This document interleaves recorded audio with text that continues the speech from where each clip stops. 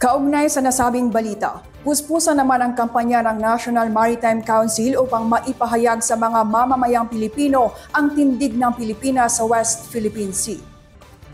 Sa pinakahuling 2025 Cordillera Regional Peace and Order Council meeting, iprenesenta ni National Maritime Council Undersecretary Alexander Lopez ang ginagawang hakbang ng pamahalaan upang malabanan ang mga Chinese propaganda. Anya, kinakausap nila ang iba't ibang ahensya ng pamahalaan at mga sektor upang maipaalam ang katotohanan ukol sa soberanya ng bansa sa West Philippine Sea.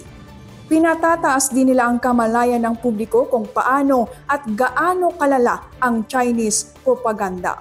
Natin ang pangalan yung treason tactics. Ito yung mga illegal, coercive, aggressive, and deceptive actions being done by China.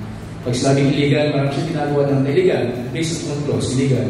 Aggressive, masyado silang agresibo, yung binabagay yung Coast Guard natin, yung mga mangingisda natin ay hindi nila pinapayagang mangisda. No?